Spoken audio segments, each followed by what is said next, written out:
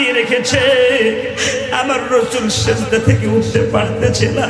আমার রাসূলের বয়স হয়ে গিয়েছে এখন 50 বছর, শরীর প্রায় দুর্বল হয়ে পড়েছে। একজন এসে হযরত ফাতেমাতুজ জোহরা রাদিয়াল্লাহু তাআলা আনহার কাছে এসে খবর দেয়, ফাতেমা গো, তুমি তো জানো না মায়ার নবী রহমতুল লিল আলামিনের শরীরের মধ্যে উটের নাড়ি পরে দিয়ে চাপ দিয়েছে।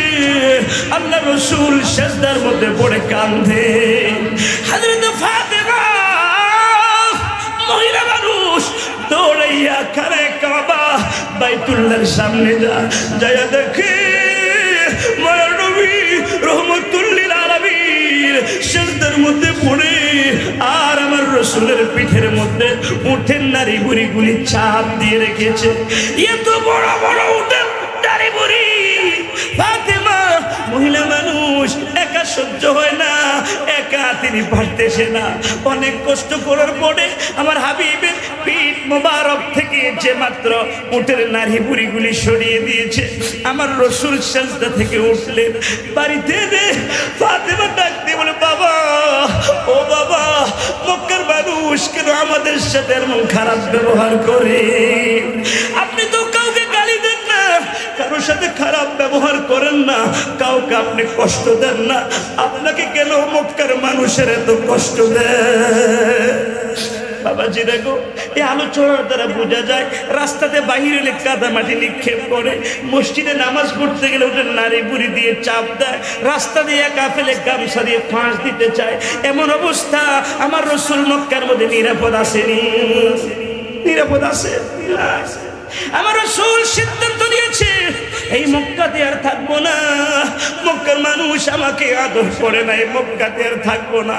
এই মক্কা থেকে আমি চলে যাব, মক্কা থেকে চলে যাব তায়েফে। মক্কা থেকে 50 মাইল দূরে হলো তায়েফ।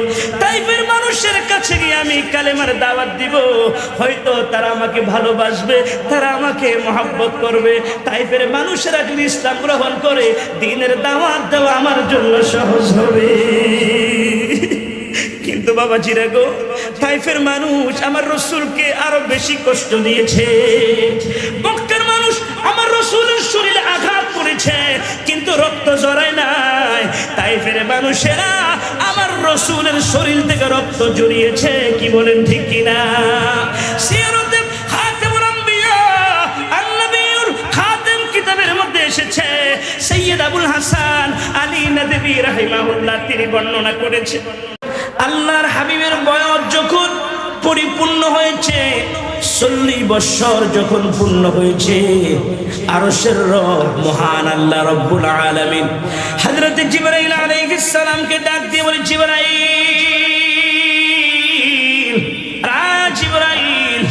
আর দেরি করা যাবে না, যাও আমার বন্ধুর কাছে যাও, আমার হাবিবের কাছে গিয়ে কোরআনুল কারীমের 5টি আয়াত জানিয়ে দাও।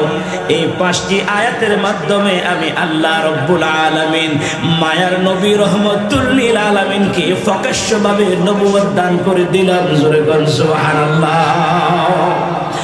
আল্লাহ পাকের হুকুম পাওয়ার সঙ্গে সঙ্গে হযরত জিবরাইল গারে হেরা গুহার ভিতরে অবস্থান করলেন। আমার রাসূলের সামনে দাঁড়িয়ে মায়ার নবীকে সালাম দিলেন। আল্লাহ রাসূলকে সালাম দিয়ে ডাক দিয়ে বলে, ইয়া রাসূলুল্লাহ, ইয়া হাবিবাল্লাহ, আল্লাহ রাব্বুল আলামিন আমাকে পাঠিয়েছে আপনার কাছে, আপনি আমার সাথে পড়ুন, ইকরা বিসমি রাব্বিকাল্লাযী খালাক। রাহমাতুল লিল আলামিন মায়ার নবী রাহমাতুল লিল আলামিন ডাক দিয়ে বলে, আমি তো পড়তে জানি না, আমি কেমন করে পড়ব? সহিহ বুখারীর বর্ণনা আম্মা জানা আয়েশা হাদিসটি বর্ণনা করেছেন। জিবরাইল আলাইহিস সালাম মায়ার নবী রাহমাতুল লিল আলামিনকে বুকের সাথে জড়িয়ে ধরলেন, জড়িয়ে ধরে ছেড়ে দিলে এবার বলেন, পড়ুন, ইকরা বিসমি রাব্বিকাল্লাযী খালাক। মায়ার নবী রাহমাতুল লিল আলামিন বলে, আমি তো পড়তে পারি না, একবার দুইবার তিনবার জড়িয়ে ধরে মায়া করে জড়িয়ে যখন ছেড়ে দিয়েছে, জিবরাইল বলার সাথে সাথে জিবরাইলের সাথে আমার নবীও পড়তে লাগলেন, ইকরা বিসমি রাব্বিকাল্লাযী খলাক, খলাকাল ইনসানা মিন আলাক, ইকরা ওয়া রাব্বুকাল আকরামুল্লাযী আল্লামা বিল কলম, আল্লামাল ইনসানা মা লাম ইয়ালাম। আল্লাহর হাবিব যখন জিবরাইলের মুখে মুখে পড়তে পারলেন, জিবরাইল খুশি হয়ে চলে গিয়েছে। মায়ার নবী রহমাতুল লিল আলামিন তিনিও গার হেরা গুহা থেকে, জাবাল নূর পাহাড় থেকে বাড়িতে চলে এসেছে। ঘরের মধ্যে এসে আম্মা জান হযরত খাদিজাতুল কুবরা রাদিয়াল্লাহু তাআলা আনহাকে ডাক দিয়ে বলল, খাদিজা তুমি আমাকে কম্বল দিয়ে ছড়িয়ে ধরো, মনে হয় আমি আর বেশি দিন বাঁচব না। আম্মা জান খাদিজাতুল কুবরা রাদিয়াল্লাহু তাআলা আনহা মা নবী রহমাতুল লিল আলামিনকে সান্ত্বনা দিতে লাগলেন আর ডাক দিয়ে বলে, ইয়া রাসূলুল্লাহ, ইয়া হাবিবাল্লাহ, কি হয়েছে? রহমাতুল লিল আলামিন বলে, খাদিজা আমি যে জাবাল নূর পাহাড়ের গার হেরা গুহার ভিতরে ধ্যানরত অবস্থায় থাকতাম, এমনি সময় অপরিচিত একজন লোক এসে তার বুকের সাথে আমাকে জড়িয়ে ধরেছে। আমি অনেক ব্যথা পেয়েছি। একবার দুইবার তিনবার জড়িয়ে ধরে যখন ছেড়ে দিয়েছে, আমাকে বলে পড়ুন, ইকরা বিসমি রাব্বিকাল্লাযী খলাক। আমি তার সাথে সাথে পড়তে লাগলাম। আমি যখন পড়তে পারলাম, তিনি খুশি হয়ে চলে গিয়েছে। আল্লাহর হাবিব 5টি আয়াত আম্মা জান খাদিজাতুল কুবরা রাদিয়াল্লাহু তাআলা আনহাকে শোনালেন। আম্মা জান হযরত খাদিজাতুল কুবরা রাদিয়াল্লাহু তাআলা আনহা একজন মহিয়সী নারী ছিলেন। মায়ার নবী রহমাতুল লিল আলামিনকে সান্ত্বনা দিচ্ছে, ইয়া রাসূলুল্লাহ, ইয়া হাবিবাল্লাহ, আপনি কোনো টেনশন করবেন না, আপনি কোনো চিন্তা করবেন না, কোনো জিনভূত আপনাকে আসর করতে পারে না।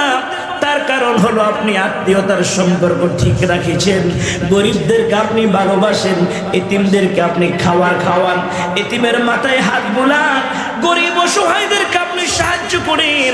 অতএব আল্লাহ রাব্বুল আলামিন আপনাকে অপমান করবে না, অপমান করবে না। আপনি টেনশন করবেন না। রাতটা কোনো মতে শেষ হোক, সকালবেলা এই মক্কার মধ্যে ইনজিলের বড় একজন আলেম আছে, আমার চাচাতো ভাই ওরাকা বিন নওফেলের কাছে আপনাকে নিয়ে যাব। আর ওরাকা বিন নওফেলের কাছে যখন কথাগুলি বলবো, ওরাকা বিন নওফেল সঠিক সমাধান দিয়ে দিবে। সুবহানাল্লাহ। সকালবেলা আম্মা জান খাদিজাতুল কুবরা রাদিয়াল্লাহু তাআলা আনহা মায়ের নবী রহমাতুল লিল আলামিনকে নিয়ে রওনা হয়েছে চাচাতো ভাই ওরাকা বিন নওফেলের কাছে।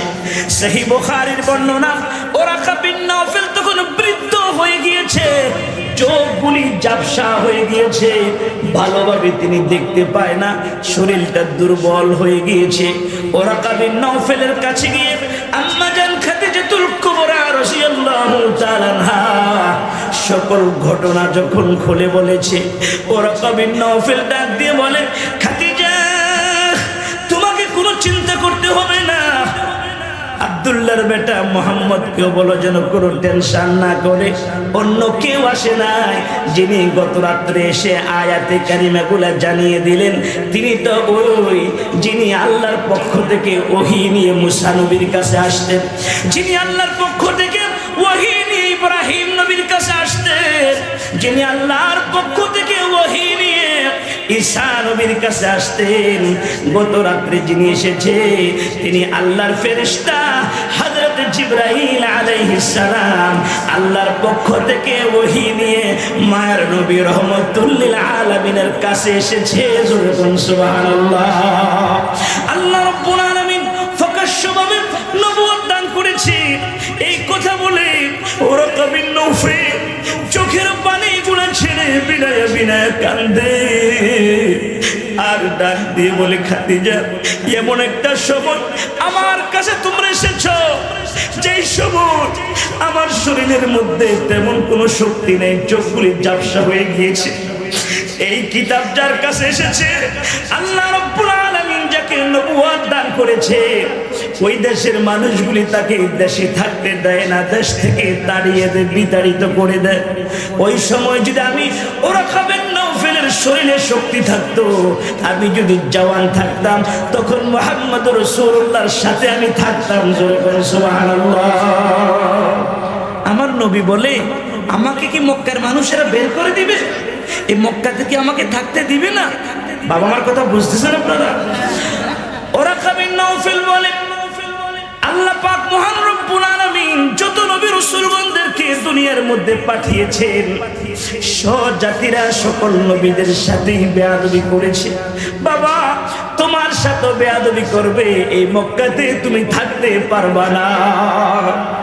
ওরাকা বিন নওফলের কাছ থেকে এই কথা শুনে সহিহ বুখারীর বর্ণনা, হাবিব কিবরিয়া আশরাফুল আম্বিয়া মায়ার নবী রহমাতুল লিল আলামিন ঘরের মধ্যে গিয়ে আম্মাজান খাদিজার পাশে তিনি শুয়ে পড়লেন, চাদর গায়ে দিয়ে, কম্বল গায়ে দিয়ে শুয়ে শুয়ে তিনি চিন্তা করতে লাগলেন, এই মক্কার মানুষের আমাকে কত ভালোবাসে। 40টা বছর মক্কা নগরীর মানুষের সাথে চলাফেরা করেছি, মক্কার মানুষের আমাকে আলামিন বলে, আমাকে সাদিকিন বলে। আল্লাহ পাক আমাকে নবুয়ত দান করেছে, মক্কার মানুষেরা বুঝে আমাকে মক্কাতে থাকতে দিবে না। চিন্তা করতে লাগলেন, এমনি সময় আল্লাহ পাক হাবিবে কিবরিয়াকে বড় মায়া করে ডাক দেয়, আমার আল্লাহ যত নবী রাসূলগণদেরকে দুনিয়ার মধ্যে পাঠিয়েছেন, আল্লাহ পাক সকলের নাম ধরে ধরে ডাক দিয়েছে, কিন্তু আমার আপনার নবী, মায়ার নবী রহমাতুল লিল আলামিনের এত সম্মান, এত মর্যাদা, মহান আল্লাহ পাক আমার নবীর নাম ধরে ডাকেন নাই। আল্লাহ পাক ইয়াহইয়া নবীর কথা কোরআনুল কারীমের মধ্যে বলেছেন, ইয়া ইয়াহইয়া খুযিল কিতাবা বিকুওয়া। রব্বুল আলামিন ইয়াহইয়া নবীকে ইয়াহইয়া নাম ধরে ডেকেছে, মুসা নবীকে মুসা বলে ডেকেছে, হারুন নবীকে হারুন বলে ডেকেছে। আল্লাহ পাক কোরআনুল কারীমের মধ্যে বলেছেন, রব্বি মুসা ওয়া হারুন। রব্বুল আলামিন ইব্রাহিম নবীকে নাম ধরে ডেকেছে। আল্লাহ পাক কোরআনুল কারীমের মধ্যে বলেন, মিল্লাতা আবিকুম ইব্রাহিম হুয়া সাম্মাকুমুল মুসলিমিন। রব্বুল আলামিন সকল নবীদেরকে নাম ধরে ধরে ডাকতেন, কিন্তু আমার আপনার নবী, মায়ার নবী রহমাতুল লিল আলামিন আল্লাহ পাক নাম ধরে ডাকতেন না। আল্লাহ পাক নবীজির কথা কোরআনুল কারীমের মধ্যে বলেছেন, মুহাম্মাদুর রাসূলুল্লাহ। যখন আল্লাহু আকবার, আল্লাহ তাআলা আমার নবীকে মুহাম্মাদুর রাসূলুল্লাহ বলে ডাক দিয়েছে। আল্লাহ পাক আমাদের নবীকে ইয়াসিন তাহা বলে ডাকতেন। আল্লাহ পাক আমার নবীকে সুন্দর করে মায়া করে মুজাম্মিল মুদ্দাসসির বলে ডাক দিতেন। রহমতে আলাম হাবিবে কিবরিয়া নবী কম্বল গায়ে দিয়ে তিনি যখন শুয়ে পড়েছে, আমার আল্লাহ বড় মায়া করে ডাক দেয়া, আইয়ুহাল মুজাম্মিল ইয়া আইয়ুহাল মুদ্দাসসির। ও কম্বলওয়ালা নবী, আপনি যে কম্বল গায়ে দিয়ে শুয়ে পড়েছেন, আমি আল্লাহ পাক আপনাকে শুয়ে থাকার জন্য নবুয়ত দান করি নাই। আমি আল্লাহ রাব্বুল আলামিন আপনাকে শুধু নবী বানাই নাই, আমি রব্বুল আলামিন আপনার ব্যাপারে, আল্লাহ পাক আমার নবীর ব্যাপারে কোরআনুল কারীমের মধ্যে ঘোষণা করে দিয়েছে। অনেক ভালোবাসে।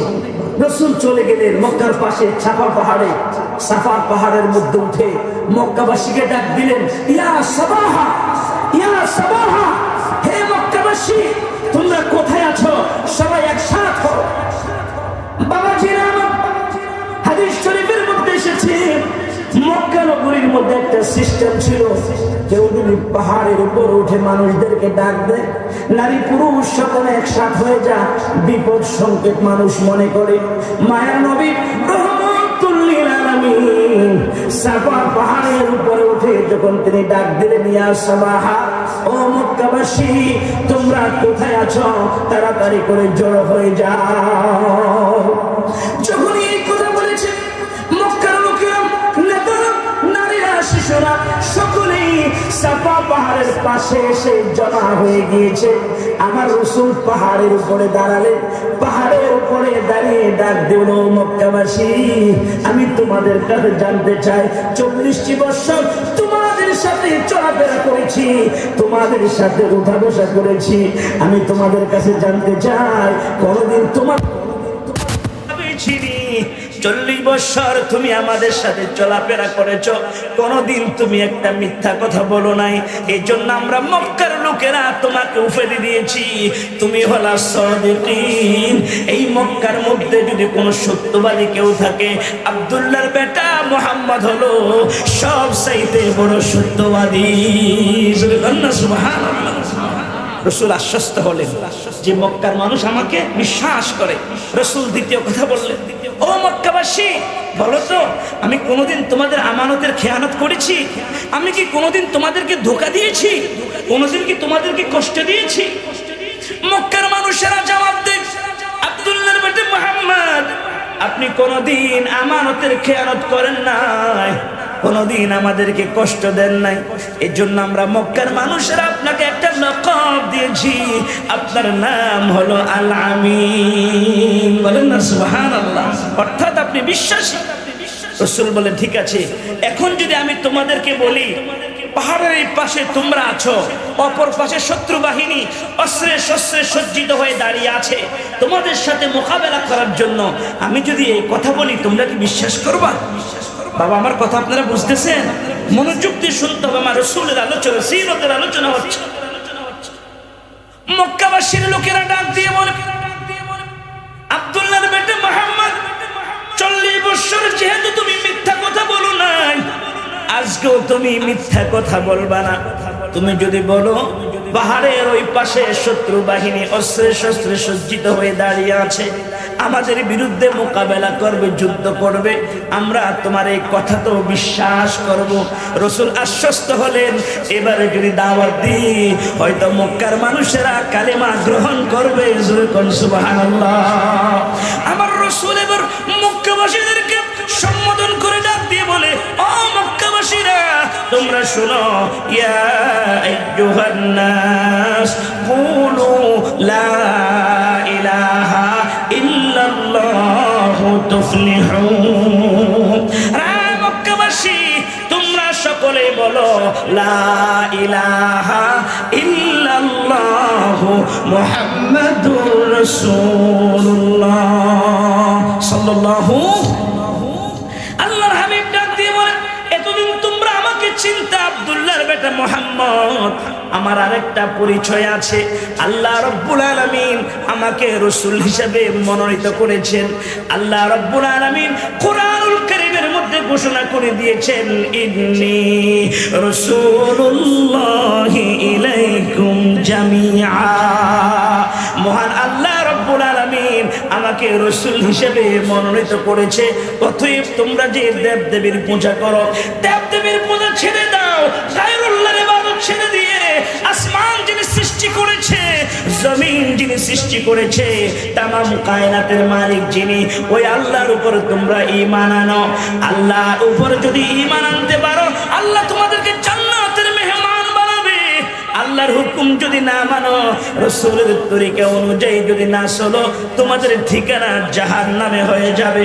আমার রাসূল যখন দাওয়াত দিয়েছে, মক্কার সব মানুষেরা চুপ করে দাঁড়িয়ে আছে। কি বলবে এখন? এতক্ষণ রাসূলের কথা সাড়া দিয়েছে, জবাব দিয়েছে, এখন নীরব হয়ে গিয়েছে। মুহতারাম হাজিরিন, সকলের মধ্যখান থেকে নীরবতা ভঙ্গ করে রাসূলের চাচা আবু লাহাব ডাক দিয়ে বলল, তাব্বাল্লাক তাব্বাল্লাক, হালাকি তেরে লিয়ে, বরবাদি তেরে লিয়ে, আলিহাদা জামাতানা, এর জন্য বুঝি তুমি আমাদেরকে এখানে জমা করেছ।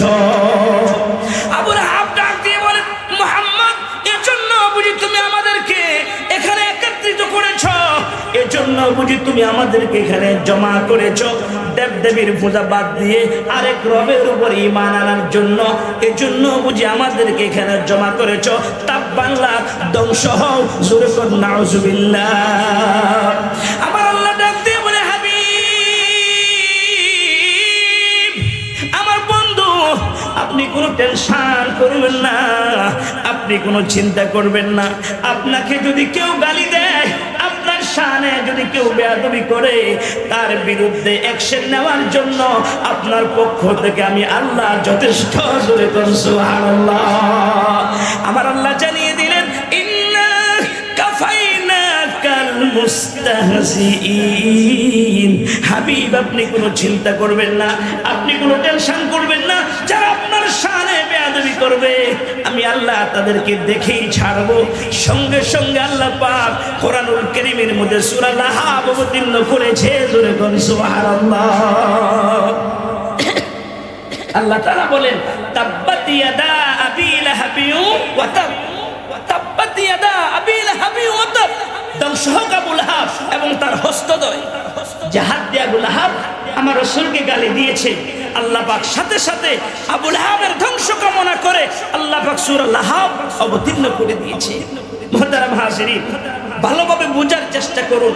মক্কার ভাষা ছিল আরবি, কোরআনুল কারীমের ভাষা হলো আরবি। এই জন্য মক্কার মানুষ আরবি ভাষা বুঝতেন। সূরা লাহাব যখন অবতীর্ণ হয়েছে, তো একজনের মুখ থেকে একজন শুনতেছে, শুনতে শুনতে সকলের মুখে মুখে হয়ে গিয়েছে, তাব্বাত ইয়াদা আবি লাহাবি ওয়া তাব মা আগনা আনহু মালুহু ওয়া মা কাসাব সায়াসলা নারান যাতা লাহাব ওয়া ইমরাতুহু হাম্মালাতাল হাতাব ফি জিদিহা হাবলুম মিন মাসাদ। সকলে পড়তে লাগলেন। সংবাদ এসে গিয়েছে আবু লাহাবের কর্ণকোড়ে। আবু লাহাব বাবা কে ছিল জানেননি? আবু লাহাব আমার রাসূলকে এত ভালোবাসতেন, এত ভালোবাসতেন। কালিমার দাওয়াত দেওয়ার আগে 40টা বছর আবু লাহাব মায়ের নবী রাহমাতুল লিল আলামিনকে চোখে চোখে রাখতেন। আমার রাসূল যখন ভূমিষ্ঠ হয়েছে, জন্মগ্রহণ করেছে, আবু লাহাবের একটা বান্দি ছিল, যে বান্দিটার নাম হলো সুয়াইবা। রাসূল ভূমিষ্ঠ হওয়ার পরে সুয়াইবা এসে আবু লাহাবকে সংবাদ জানালো, আবু লাহাব, ও মুনিব, আপনার একজন ভাতিজা হয়েছে, বড় সুন্দর, নাম রাখা হয়েছে মুহাম্মদ। জোরে বলুন সুবহানাল্লাহ। এই কথা শোনার সাথে সাথে আবু লাহাব আমার নবীর জন্মের সংবাদ পেয়ে এত খুশি হয়েছে, সঙ্গে সঙ্গে তিনি হাতের আঙ্গুল দ্বারা ইশারা করে তার বান্দি সুয়াইবাকে গোলাম থেকে আজাদ করে দিয়েছে। জোরে বলুন সুবহানাল্লাহ। দেখুন রাসূল কেমনে ভালোবেসেছে। যখনই হুকুম আসলো, যখনই ঈমানের কথা বলা হলো, তখন রাসূলের বিরোধিতা শুরু করে দিয়েছে। আবু লাহাব ঘরের মধ্যে এসেছে। আবু লাহাবের সাথে আমার রাসূলের সাথে আরেকটা সম্পর্ক ছিল। আবু লাহাবের 2 মেয়ে, আমার রাসূলের, আবু লাহাবের 2 ছেলে, আমার রাসূলের 2 মেয়ে, তারা দুইজন উভয়কে বিবাহ করেছে। এদিক থেকে আমার রাসূল এবং আবু লাহাব দুইজন বেয়াই ছিল। বাবা কি ছিল? বেয়াই। রাসূলের 2 মেয়ে উম্মে কুলসুম রুকাইয়া, আবু লাহাবের 2 ছেলে উতবা উতাইবা। উতবা উতাইবা দুইজন আমার রাসূলের 2 মেয়েকে বিবাহ করেছে। রাসূলের জামাতা ছিল তারা। আবু লাহাব ঘরের মধ্যে সেরা, মক্কার মধ্যে বড় ধনী মানুষ তো আবু লাহাব, অনেক ধন সম্পদ ছিল তার। ঘরের মধ্যে সন্তানদেরকে ডাক দিয়ে বলে, ছেলেরা তোমরা কিছু শুনেছো? বললে, বাবা কি হয়েছে? তোমরা কি শুনো নাই? তোমার শ্বশুর আমাদের বিরুদ্ধে কবিতা লিখেছে, তাব্বাত ইয়াদা আবি লাহাব। তিনি আমাদের বিরুদ্ধে কবিতা লিখেছে, আমার ধ্বংস কামনা করছে, আমার হস্তদ্বয় যেন ধ্বংস হয়ে যায়, আমার সম্পদ যেন কোনো কাজে না আসে। আমাদের বিরুদ্ধে সে বদদোয়া দিয়েছে, কবিতা লিখেছে, আর মক্কার গলিতে গলিতে এই কবিতা পড়তেছে। সে তো জানে না যে আরশের রব আল্লাহ রাব্বুল আলামিন ওহী অবতীর্ণ করেছে, এটা আবু লাহাব জানে না। তিনি মনে করেছে আমার রাসূল কবিতা লিখেছে আবু লাহাবের বিরুদ্ধে। রাগ হয়ে গিয়েছে। ছেলেদেরকে বলল, ছেলেরা শোনো, আমি এখন যা বলবো আমার কথা শুনতে হবে। তোমরা এই মুহূর্তে যাও, মুহাম্মাদের 2 মেয়েকে তালাক দিয়ে আসো। যদি মুহাম্মাদের 2 কন্যাকে তালাক না দাও, আমি তোমাদের দুই ভাইকে ত্যায্য পুত্র করে দিব, তোমাদেরকে আমার সম্পদ থেকে কিছুই তোমাদেরকে দেওয়া হবে না। আবু লাহাবের স্ত্রী ছিল উম্মে জামিল, যে নাকি আমার রাসূলের পথের মধ্যে কাটা দিতেন। ঝগড়াটি মহিলা হাতের মধ্যে পাথর নিয়ে রওনা হয়েছে, মুহাম্মদ কোথায় আছে, পাথরের আঘাতে মুহাম্মাদের মাথাকে থেতলিয়ে দিবে। মায়ার নবী রাহমাতুল লিল আলামিন হযরত আবু বকর সিদ্দিক রাদিয়াল্লাহু তাআলা আনহুকে নিয়ে খানায়ে কাবা বাইতুল্লাহ হারামে আল্লাহর কালাম তেলাওয়াত করতেছে। কোরআনুল কারীমের যে আয়াতগুলি অবতীর্ণ হচ্ছে, মায়ের নবী রাহমাতুল লিল আলামিন আবু বকরকে নিয়ে আয়াতগুলি তেলাওয়াত করছে। এমনি সময় নজর করে দেখে উম্মে জামিল হাতের মধ্যে পাথর নিয়ে আমার রাসূলকে গালি দিতে দিতে সামনের দিকে যাচ্ছে। মুহাম্মদ তুই কোথায় আসছ? আমাদের বিরুদ্ধে সূরা লিখেছস, আজকে তোকে মজা দেখাবো। বকতে বকতে রাসূলের কাছে যখন যাচ্ছে, সিদ্দিক আকবর হযরত আবু বকর সিদ্দিক রাদিয়াল্লাহু তাআলা আনহু তিনি ডাক দিয়ে বলে, ইয়া রাসূলুল্লাহ, ইয়া হাবিবাল্লাহ, ও নবীজি। উম্মে জামিল হাতের মধ্যে পাথর নিয়ে আসতেছে আপনাকে পাথর মারার জন্য। রাহমাতুল লিল আলামিন বলে, আবু বকর উম্মে জামিল আমাকে দেখবে না, তার কারণ হলো আমি কোরআনুল কারীম তেলাওয়াত করা আরম্ভ করে দিব। আরশের রব আল্লাহ পাক উম্মে জামিল আর আমার মধ্যখানে আল্লাহ পর্দা ফেলে দিবে, তিনি আসবে কিন্তু আমাকে দেখবে না। বলেন আল্লাহু আকবার, নারায়ে তাকবীর।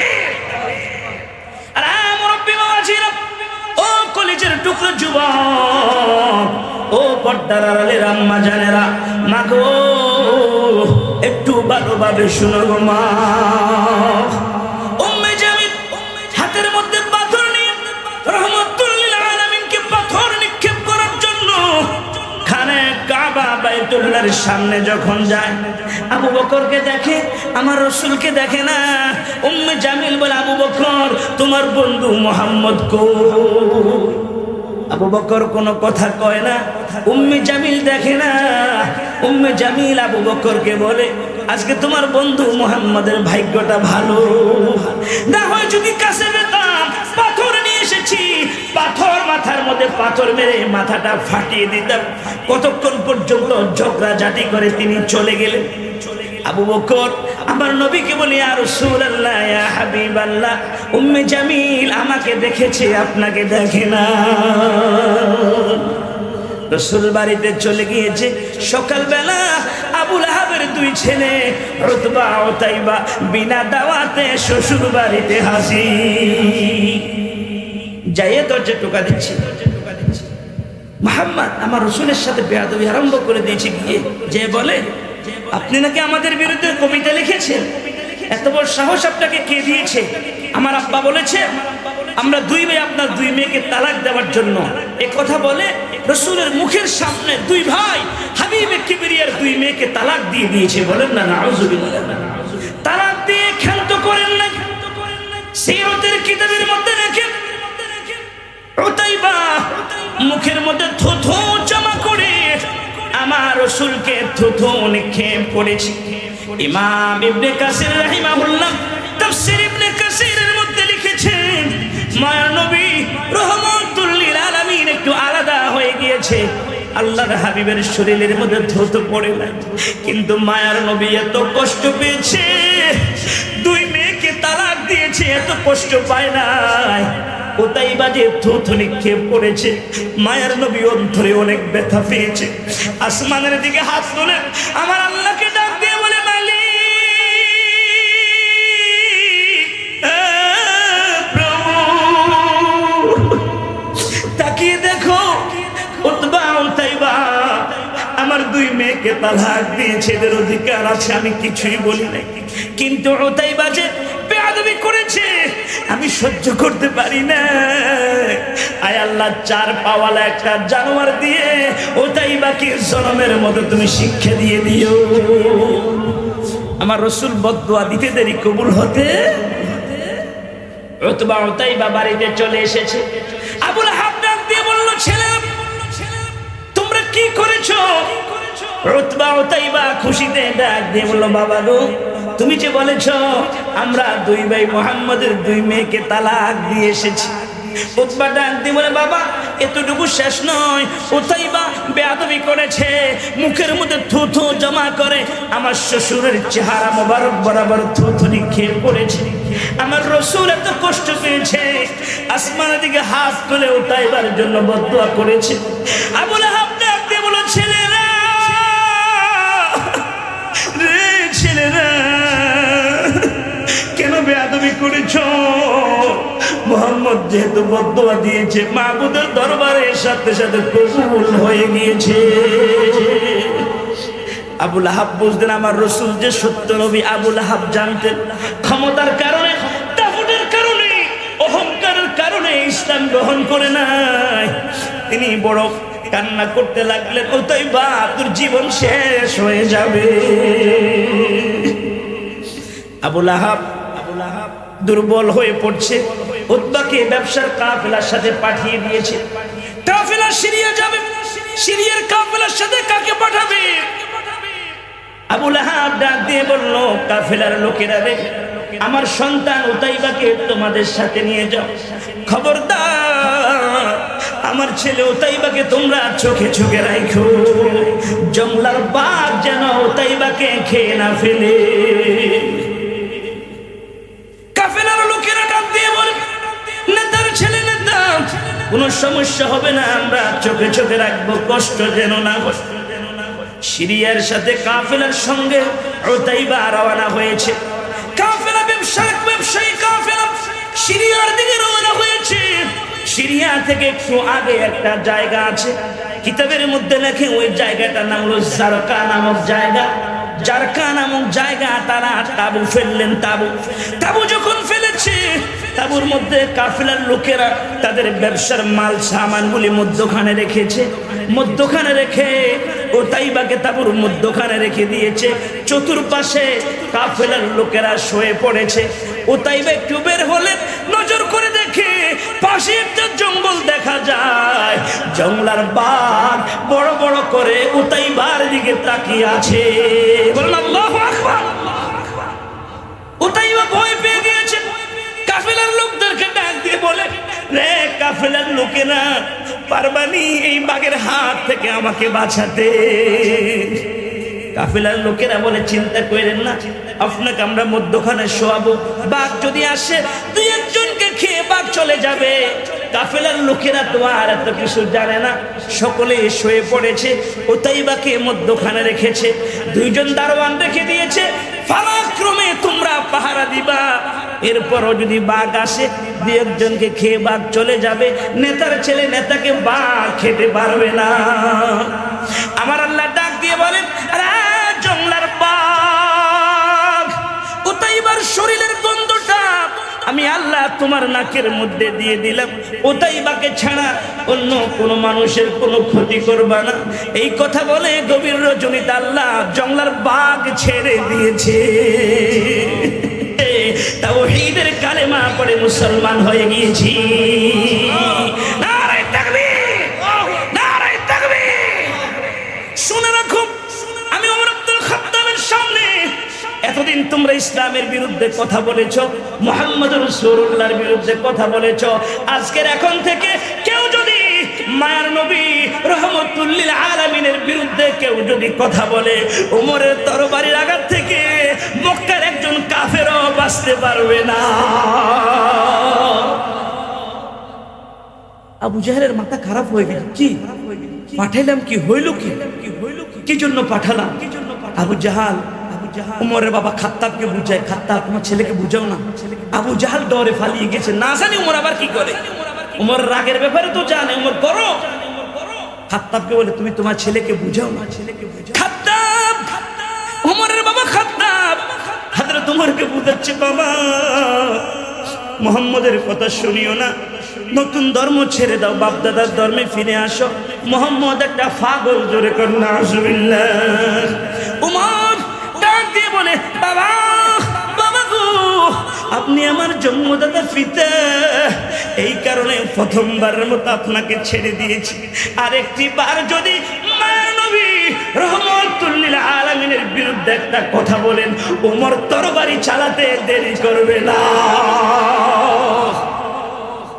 ওমরের বাবা খাত্তাব চিন্তা করলো, সন্তান ওই কখনো বাবার শরীরের মধ্যে তরবারি চালাতে পারে না।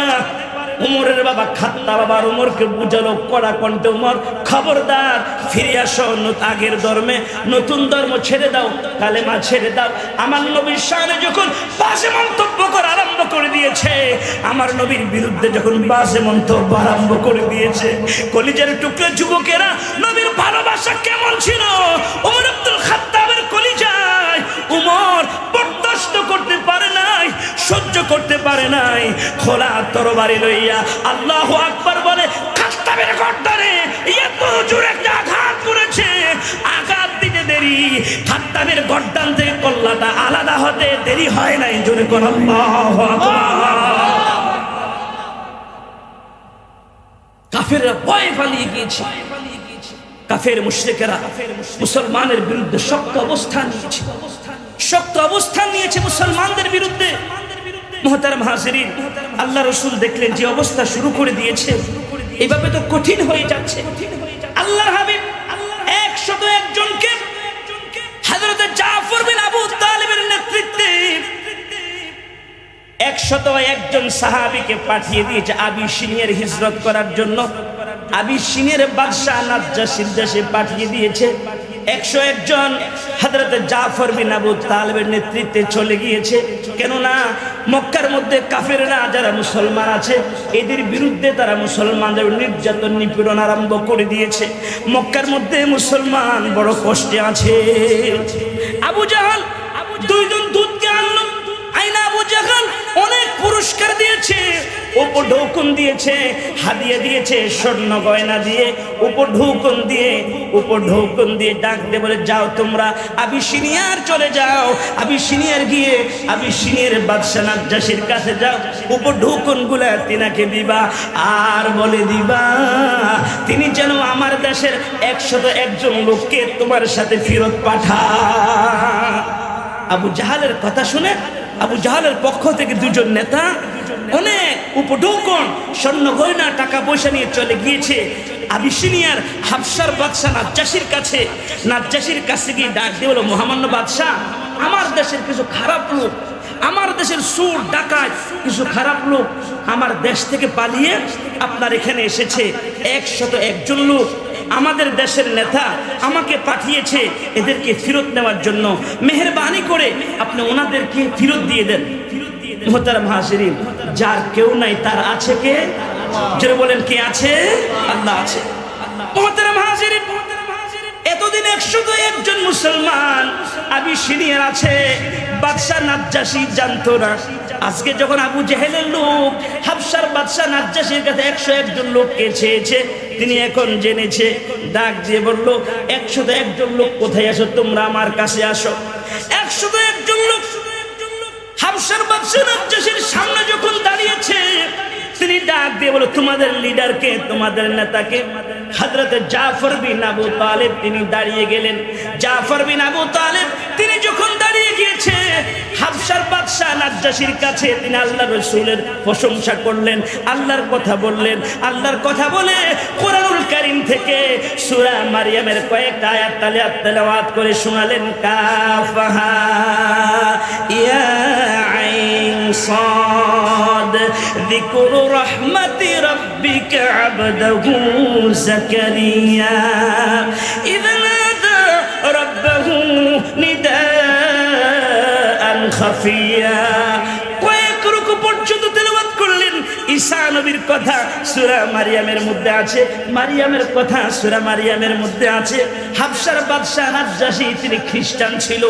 হযরত জাফর বিন আবু তালিব তিনি যখন এই সূরাটা পড়লেন, হাবশার বাদশা নাজ্জাশীর চেহারার দিকে নজর করে দেখে বাদশার চোখ থেকে চোখের পানিগুলি জর জর করে পড়তেছে। জোরে কোন সুবহানাল্লাহ।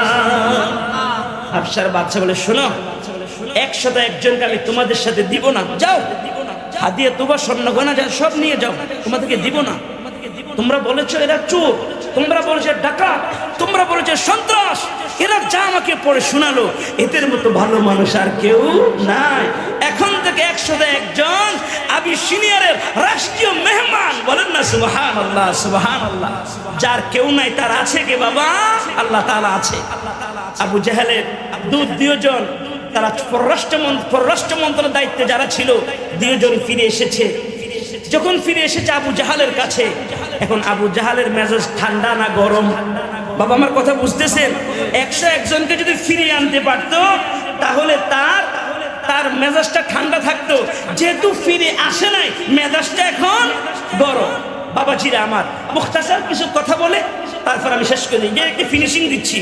উঠেছেন যেহেতু দেরিতে, আপনাদের কি কষ্ট হয়? এই ফিনিশিং দিয়ে শেষ করবো ইনশাআল্লাহ। আর 10-20 মিনিট কি সহ্য হবে না ইনশাআল্লাহ? মুহতারাম হাজিরিন, যখন এখন মেজাজ গরম হওয়ার পর আবু জাহাল কাফেরদেরকে নিয়ে সিদ্ধান্ত নিয়েছে, 101 জনকে যেহেতু ফিরত আনতে পারো নাই, মক্কার মধ্যে যারা আছে এদের উপর নির্যাতন স্টিম রুলার চালাও।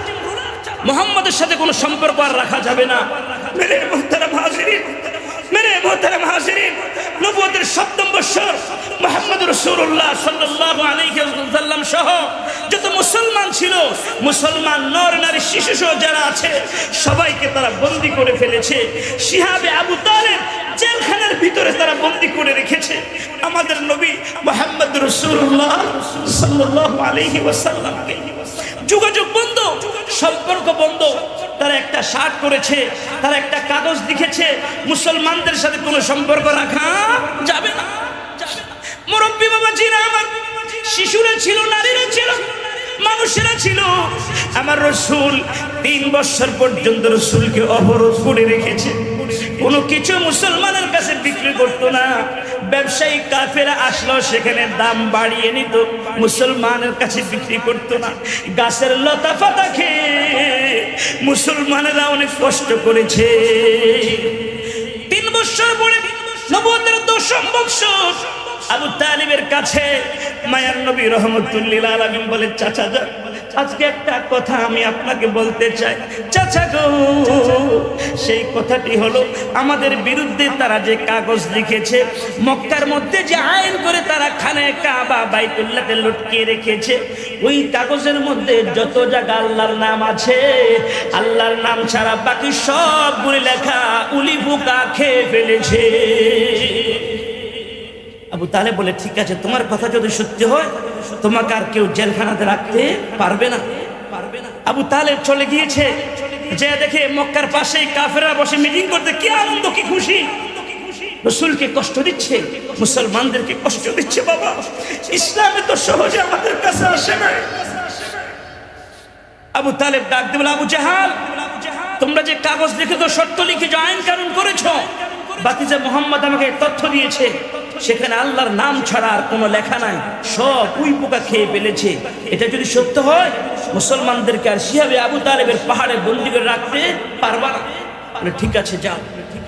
যাইয়া নজর করে দেখে, হ্যাঁ, আল্লাহ রাসূল যেটা বলেছে সেটাই দেখা যায়। ওই কাগজের মধ্যে যত জায়গা আল্লাহর নাম ছিল, আল্লাহর নাম ছাড়া সব উই পোকা খেয়ে ফেলেছে। বলেন না সুবহানাল্লাহ সুবহান।